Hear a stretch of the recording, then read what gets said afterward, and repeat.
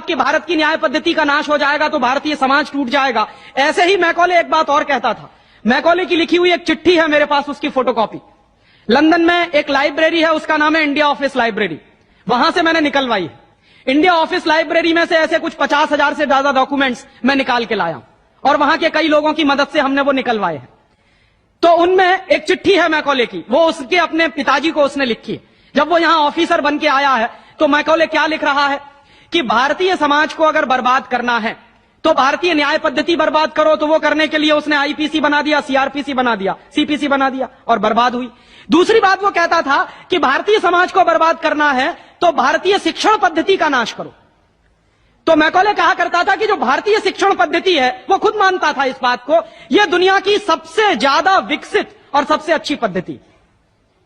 क्या होता था, यहां गुरुकुल चलते थे, गुरुकुलों में विद्यार्थी पढ़ते थे और विद्यार्थी 20 साल तक 25 साल तक ब्रह्मचर्य का पालन करते हुए शिक्षा ग्रहण करते थे, संस्कार मिलते थे और वो संस्कार लेकर समाज में जाते थे।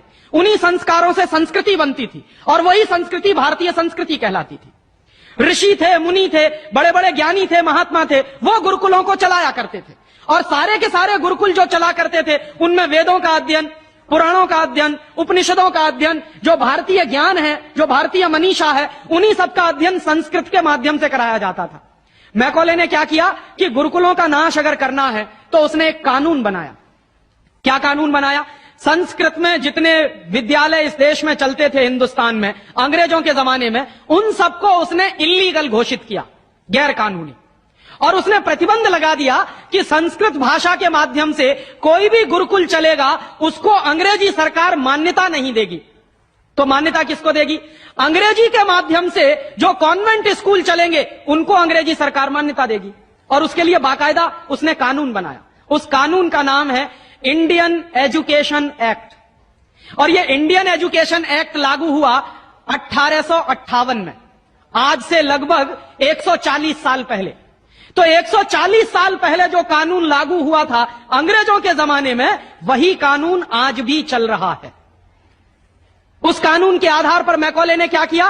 संस्कृत के माध्यम से चलने वाले गुरुकुलों को बर्बाद कर दिया, कानून बना के उनको बंद करा दिया। जो उनमें अध्यापक होते थे, गुरु होते थे, उनको मार पीट कर अंग्रेजी सरकार जेल में बंद करती थी। जो विद्यार्थी अध्ययन के लिए जाते थे उनको रोक दिया जाता था, उनका अध्ययन ना होने पाए उसके लिए समस्याएं खड़ी की जाती थी। और दूसरी तरफ कॉन्वेंट स्कूल चालू कर दिए और उसमें अंग्रेजी के माध्यम से शिक्षण देना शुरू किया। एक दिन उसने अपने बाप को चिट्ठी लिखी और इस चिट्ठी में उसने ये लिखा कि मैंने हिंदुस्तान में एक ऐसी शिक्षण पद्धति पैदा कर दी है जिसमें अगर हिंदुस्तानी विद्यार्थी पढ़ेंगे तो पढ़कर निकलने के बाद वो शरीर से हिंदुस्तानी होंगे, दिमाग से सब अंग्रेज हो जाएंगे। वो देख रहे हैं, अभी देख रहे हैं। तो शरीर से हिंदुस्तानी और दिमाग से अंग्रेज।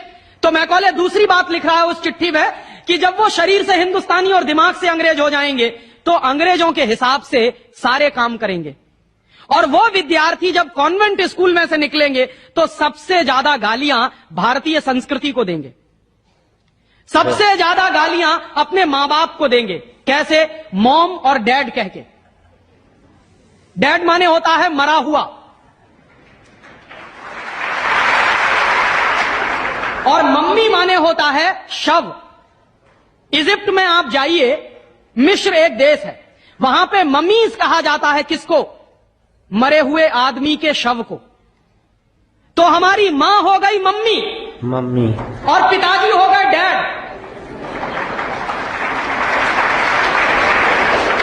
आया कहां से ये? मैकॉले ने डाल दिया हमारे दिमाग में। और मैं ये कहता हूं कि मैकॉले तो मर गया, उसका बाप भी मर गया, सब मर गए, भगवान उनकी आत्मा को शांति दे, लेकिन उसकी जो आत्मा है वो हम सब में प्रवेश कर गई है।